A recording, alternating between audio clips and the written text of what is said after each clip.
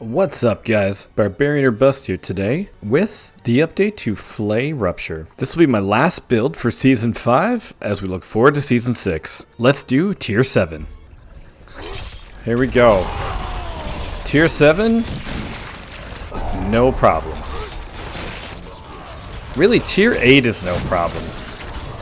But the boss fight just takes so much longer. I wanted to show off a little bit faster. Flay is still on top of Bleed, 100%. This build is absolutely awesome. I still wish that Ren could do more, but it is what it is. If you want the highest bleeds and kill everything super fast, bossing, pit level, this is the bleed build for you.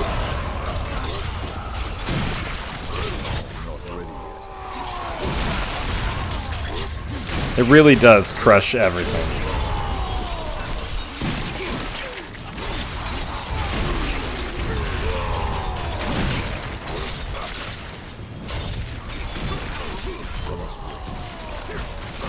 All right.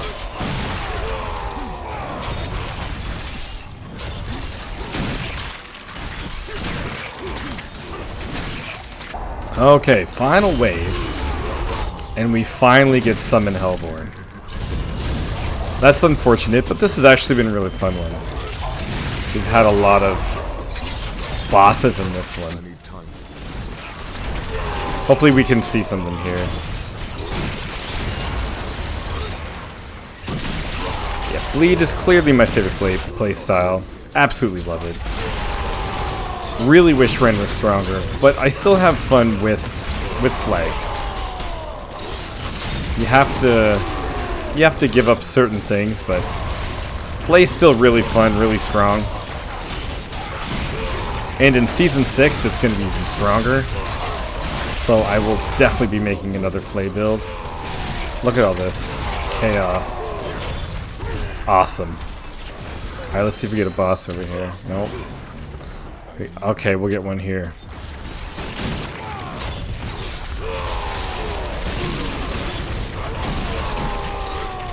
Slicing through things here.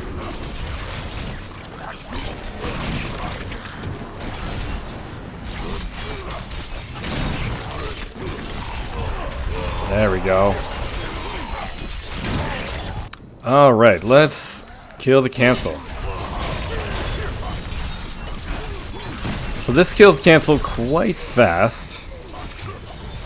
And I'm just gonna stay on one guy here. But as you can see, we are slicing through him. No problem.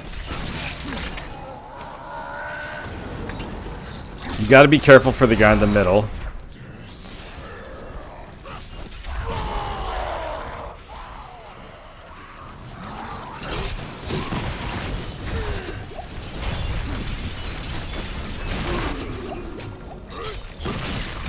Okay, when he's down, we're gonna go for the middle guy.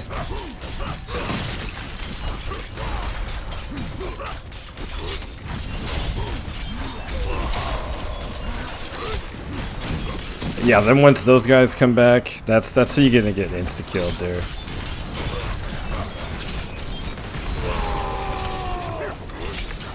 We are not looking for that. Not on our side. Oh.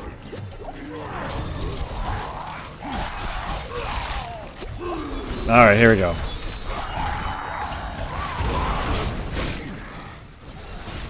Oh, that guy's almost... Okay, there we go. He's dead now. He bled out. One guy left.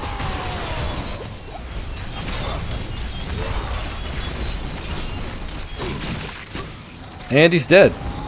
I love Flay as a boss killer. I feel like Flay is the absolute best for bossing. It'll kill all tormented bosses within seconds. It kills the council quite easily.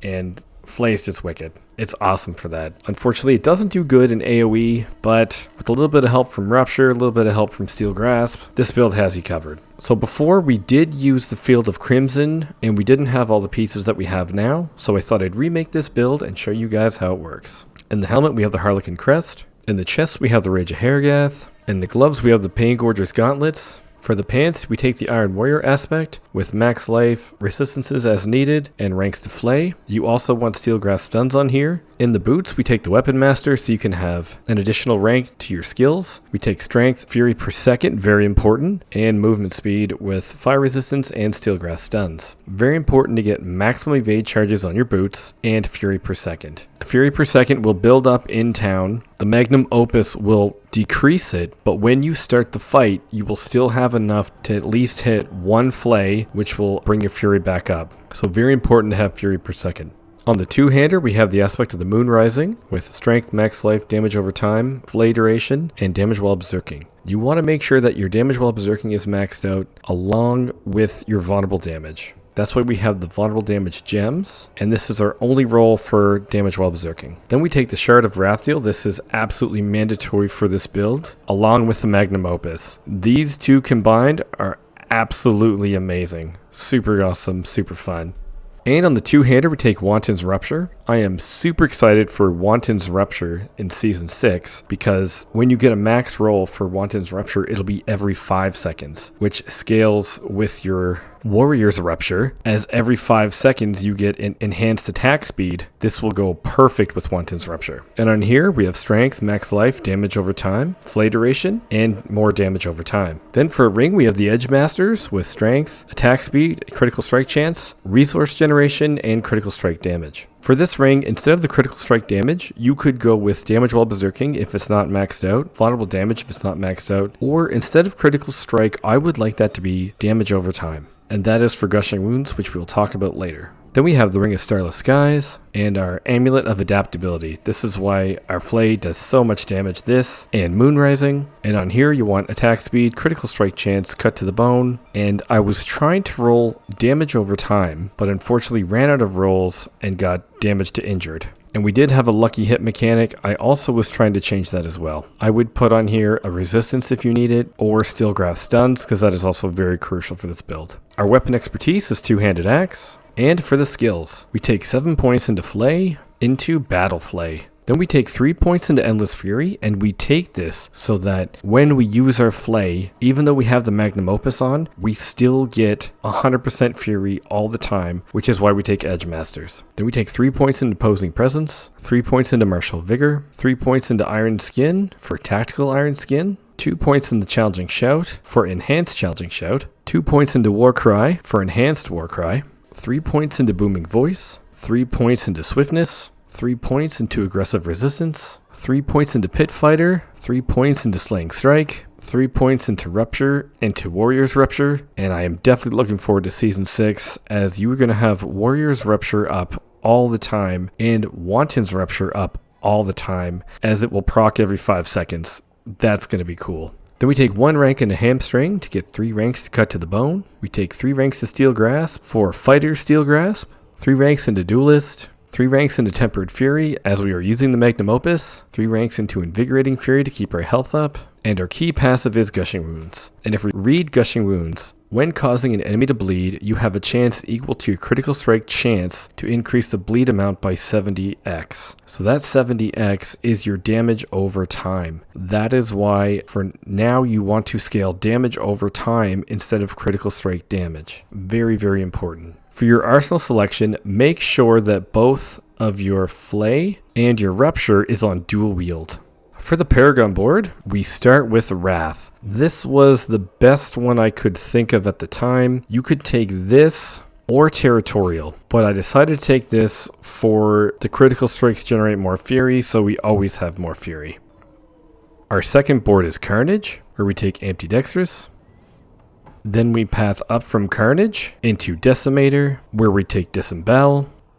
Our fourth board is off Carnage to the left, where we take Warbringer, and here we have Blood Feeder. We use Blood Feeder for the 10% increased critical strike chance against bleeding enemies. If you look at our critical strike chance, it is at 72%. So as soon as enemies are bleeding, this goes up to 82%. And we want this to be as close to 100 as possible so we can proc Gushing Wounds all of the time. And very important when you have the Magnum Opus that you take Max Fury and that you actually hit these targets. If you need to, you could take this board third instead of the Decimator to make sure that you do hit these. And if I had more points, I would be taking these as well, but I just couldn't find anywhere else to get more points. Then we move up to Blood Rage, where we take Ire, and ideally you would like for this to be 2% higher, but I rolled a minimum roll on my damage while berserking on my mace.